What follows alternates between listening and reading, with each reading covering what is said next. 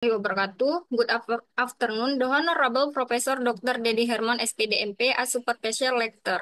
Honorable Dr. Triyatno, SPD MSI, as an Examinal Lecturer. Honorable Dr. Iswandi Umar, SPD MSI, as an Examining Lecturer. And I would like to thank my friend for being pleased to enter the Zoom meeting of my thesis result seminar.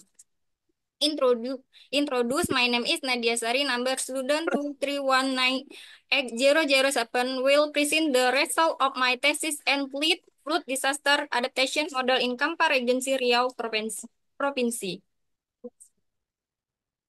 Research background. Flood that all occur in Kampar Regency or natural disaster that occur relative high rainfall conditions result in floodless, especially on land around the Kampar and Sia rivers and authorities in Kampar Regency. Adaptation is a form of response carried out by the community to disaster, the first natural disaster or disaster.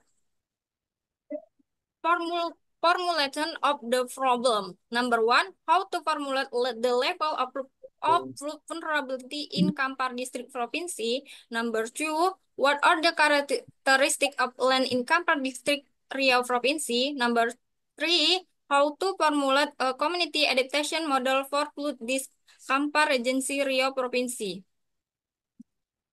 Next, research purposes. Number one, formulating the level of flood vulnerability in Kampar Regency Provinsi. Number two, analyzing land characteristic in Kampar Riau Provinsi. Number three, formulating a model for community adaptation to flood disaster Kampar Regency Riau Provinsi.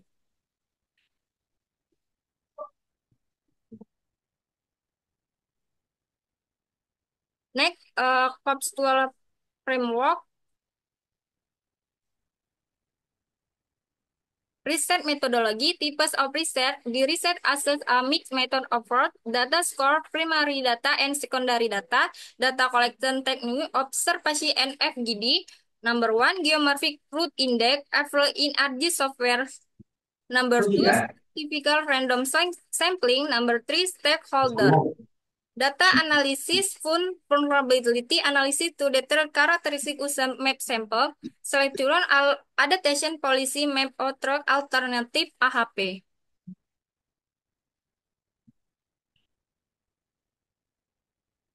Next, research location.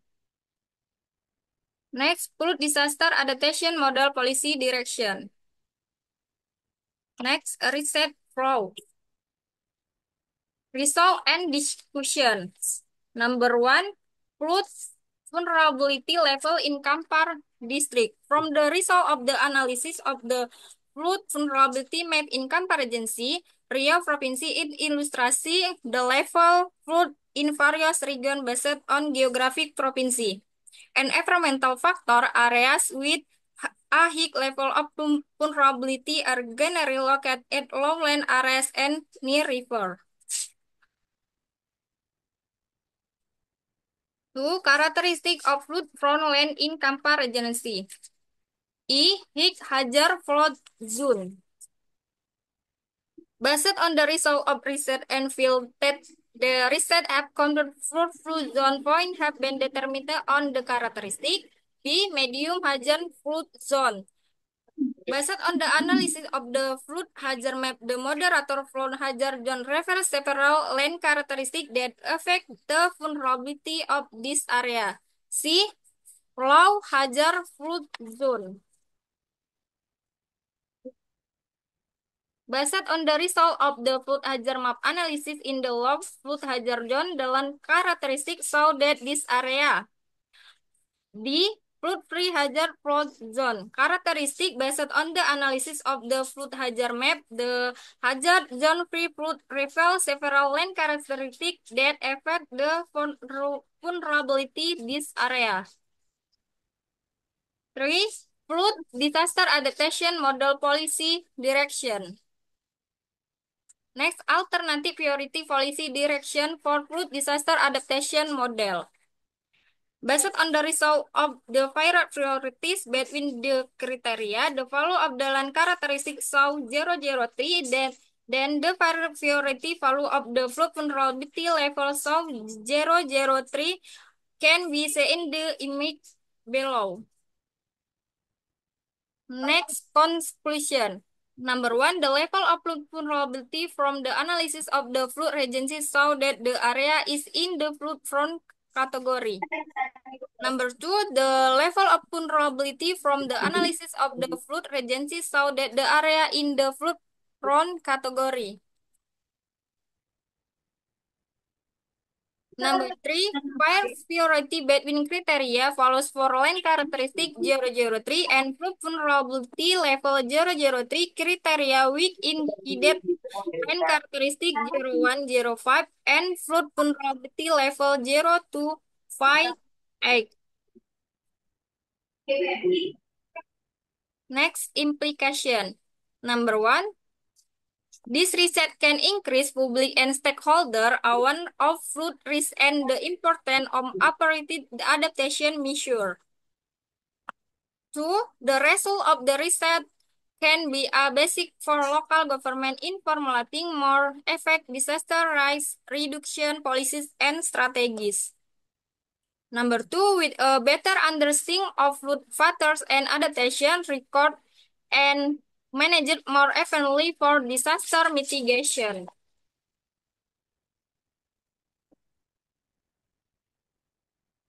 That's all the seminar presentation that I can deliver. I return it my supervisor. Wabillahi taufiq walhidayah. Wassalamualaikum warahmatullahi wabarakatuh. Baik, sudah cukup baik walaupun dilatih terus bahasa Inggrisnya. Jadi nanti tolong dilengkapi abstraknya, kemudian sama ya, di kata pengantar, kata Bapak itu tolong dihapus ya. Kemudian di latar belakang, nah itu juga sama dengan si etika tadi ya. Nah ini kalau sudah berbicara latar belakang itu dari yang umum ke yang khusus ya, atau dari yang khusus ke yang umum. Nah ini terbalik-balik, tapi biasanya orang lebih banyak menggunakan yang dari yang umum ke yang khusus di sini ya.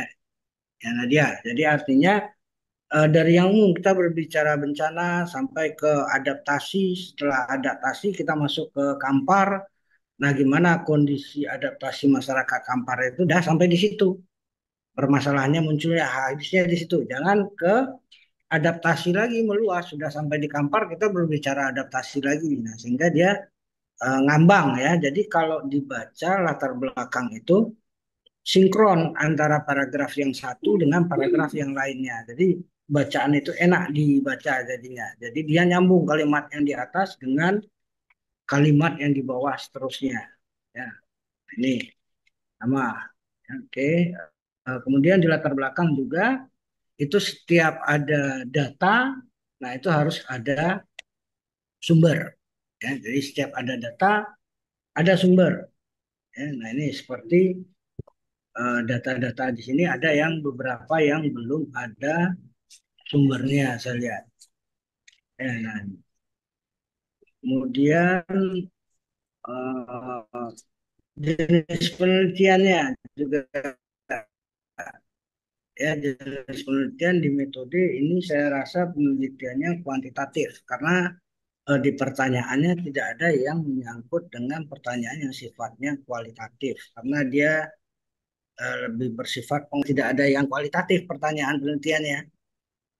Jadi boleh kita menggunakan mix method itu ketika ada yang diselesaikan permasalahan itu dengan secara kualitatif. Ya, contohnya pertanyaan penelitiannya itu mana kearifan lokal masyarakat di dalam adaptasi terhadap bencana banjir. Nah, itu mungkin wawancara kita ke masyarakat. Jadi jawaban dari masyarakat itu yang kita tulis ya. Jadi dari situ nanti kita ambil satu kesimpulan. Nah, kemudian ini kan banyak ke data, kita ngolah data ya. Berarti bukan di bukan pada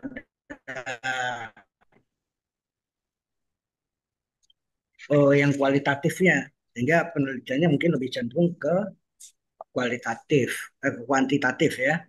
Nah, kemudian di teknik analisis data, nah kemudian cara mengacu juga ya, kita pakai et al atau DKK. Nah, ini tolong konsisten dari awal.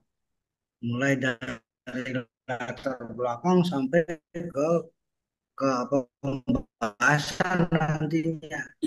Terutama lebih dari 3 orang kan biasanya kita pakai et al atau DKK. Jadi ini harus sinkron semua. Jadi jangan satu pakai DKK, satu pakai et al. Ya. Kemudian juga di hasil, ya. Nah di hasil, nah hasilnya itu saya lihat juga di halaman skor sudah di halaman 48, ya. Nah ini di narasinya sudah, ya, tapi di tabel coba dicek lagi. Nah dia cara menulis angka satuan, ya, satuan, puluhan, ya, ratusan, ribuan, ya, kemudian juga di ini, ya, satuan. Di satuannya juga saya lihat ada yang satuannya malah meter, ya, satuannya meter, ya. Nah ini hampir sama koreksiannya dengan si etika tadi, ya. Nah tabel itu harus ada sumbernya juga, ya. Jadi paling tidak ada kalimat penunjuk tabel, ya. Jadi untuk lebih jelasnya dapat dilihat pada tabel 41. Jadi tabel sumbernya kalau sudah hasil itu analisis data tahun 2024, ya, sumbernya itu lagi analisis data, ya. Nah, kemudian tabel ini kita narasikan dulu, kita ceritakan dulu berdasarkan tabel 41 di atas. Nah, bla bla bla bla bla bla, ya. Nah, kemudian baru masuk ke kondisi morfologi misalnya. Ya, nah ini tolong dicek lagi ketinggian tempat 1250 mdpl, gimana cara menulis angka 1200 mdpl. Ya, kemudian ini ada satuan luasnya. Nah, satuannya. Nah, jarang orang menggunakan satuan luas itu kalau yang terlalu luas itu meter persegi. Ya, paling tidak hektar atau kilometer persegi. Ya, ini dicek lagi, tolong dicek lagi. Ya. Kemudian curah hujan. Nah, luas curah hujan juga hektar atau kilometer, jangan meter persegi. Ya, kalau meter persegi itu biasanya untuk yang sempit. Ya, jadi kalau kita berbicara kabupaten, nah, bisa meter persegi. Kemudian, nah, tabelnya juga, ya, kondisi topografi.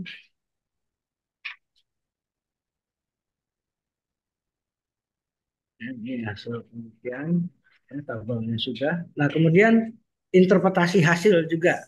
Ya, jadi kerawanan banjir, ya, kerawanan banjir itu yang tinggi itu apa maksudnya, yang sedang apa maksudnya, yang rendah apa maksudnya. Nah, itu tolong dijelaskan lagi interpretasinya, kemudian dikaitkan dengan temuan di lapangannya bagaimana. Ya, jadi berdasarkan misalnya, ya, masalah di sini ada bentuk lahan fluvial misalnya. Nah, zona bahaya tinggi itu berada pada bentukan lahan fluvial. Nah, ditemukan di lapangan daerah ini rawan banjir apa? Nah, misalkan di situ berdasarkan hasil survei lapangannya ketemu bahasanya di situ ada vegetasi yang suka akan air. Vegetasinya vegetasi air. Nah, itu ciri dari daerah yang sering terkena banjir. Ya, kemudian dari hasil survei, nah ini bisa foto lapangan tentang rumah nanti ada bekas banjirnya di situ. Nah, kemudian di halaman 50, nah ini kan ada skor, ya. Ada skor I sama dengan C kurang B per K. Nah, ini sudah ada di depan, tidak boleh diulang lagi. Ya, kalau sudah ada di depan, tidak diulang lagi, ya. Nah, cukup sekali aja. Karakteristik zona banjir sedang. Nah, ini juga ada anunya. Ya, kemudian implementasi model kebijakan. Nah, ini eh, saya masih agak ragu ini ada implementasi ini. Ya, jadi disesuaikan dengan tujuan. Apakah di dalam tujuannya merumuskan model adaptasi tadi sampai ke implementasinya. Nah, kita kan hanya sampai ke merumuskan model. Ya, nah, kalau merumuskan model, Kita merumuskan model saja, jangan ke implementasinya. Sesuai dengan tujuan saja etika ya. Ya, si Nadia ya, sesuai dengan tujuan aja. Kecuali nanti kalau ini ditambah, ini masuk, nah tentu di tujuan rumusan masalah tentu harus ditambah lagi. Ya, jadi disesuaikan. Jadi sesuai dengan tujuan saja. Ya, sudah cukup itu. Sesuai dengan tujuan. Ya, tingkat kerawanan, karakteristik lahan, serta merumuskan model adaptasi. Tidak merumuskan saja, jangan mengimplementasikan. Ya. Nah, kemudian interpretasinya satu-satu ini juga belum nampak oleh saya hasilnya, hasil temuan penelitiannya diinterpretasikan lagi sedikit. Ya, jadi berdasarkan temuan ini, nah apa kondisi fisik ya atau kondisi yang ditemukan di lapangannya seperti apa?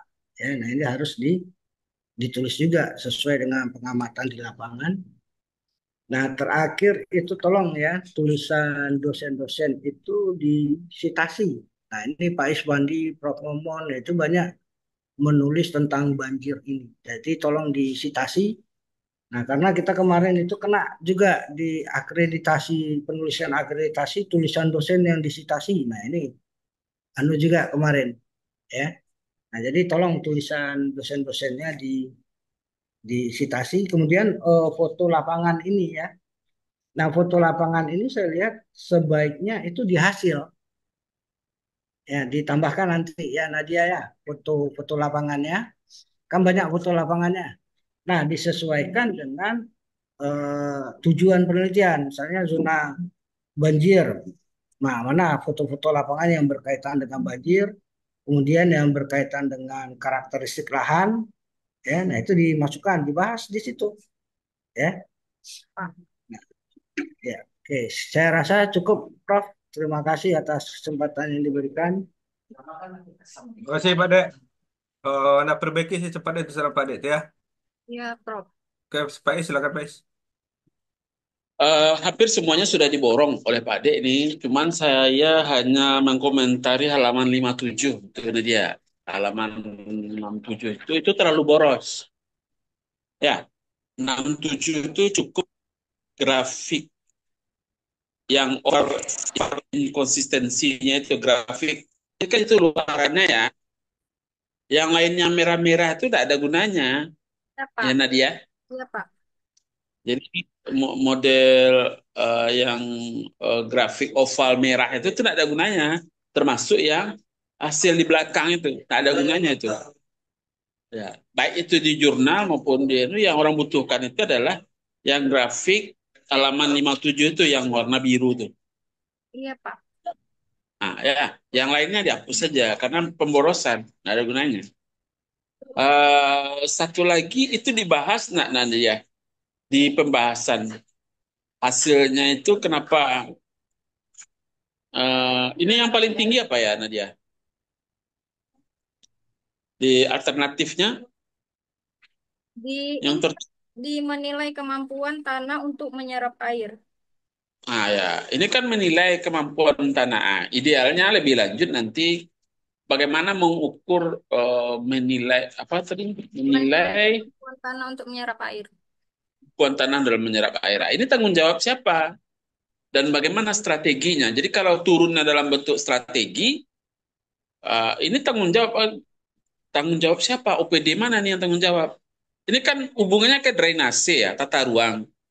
Kalau saya memandangnya seperti itu, misalnya, oh ternyata daya serap tanahnya memang segitu-gitu juga, nggak bisa ditambah lagi. Karena ketika kita lihat dalam waktu 10 menit, 20 menit, airnya nggak menyerap juga, karena tanahnya sudah jenuh. Nah, ini kan nggak bisa diapa-apain nih. Selain apa? Selain satu, membangun drainasenya yang baik, ini kan tugas PU. Nah, yang kedua, membatasi perizinan pemanfaatan ruang di sepanjang sungai. Nah dia, misalnya pemukiman-pemukiman yang rawan dan berisiko terhadap bencana banjir, tidak keluarkan izin lagi kecuali pemukiman liar. Kalau pemukiman liar, artinya kan enggak pemerintah yang disalahkan ketika dia terkena bencana banjir dan lain sebagainya. Jadi ujungnya dengan perizinan. Ya, perizinan itu punya siapa? Tata ruang, tata kota. Ya, jadi buatlah turunannya. Yang kedua apa? Prioritas kedua apa itu? Menentukan jumlah penduduk yang tinggal di daerah rawan banjir. Jadi data ini harus ada. Untuk apa? Untuk membangun kapasitas masyarakat. Tanggung jawab siapa ini? BPBD. Ya, bagaimana BPBD lebih lebih kuat memberikan edukasi terhadap masyarakat sekitarnya. Ya, kemarin saya baru dari Kampar juga. Salah satu permasalahan yang terjadi di Kampar itu anak-anak Kampar nggak pandai berenang karena dia ada yang berubah. Dulunya mandi ke sungai, sekarang anak-anak Kampar nggak mau mandi di sungai.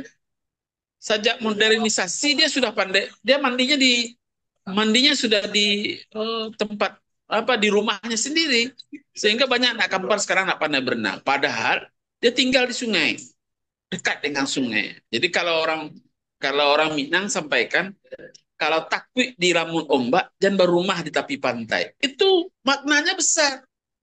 Ya, nah, itu salah satu bentuk edukasi yang perlu dipakai oleh orang Kampar. Harus anak-anaknya pada berenang. Ya, itu barangkali. Terima kasih, Prof.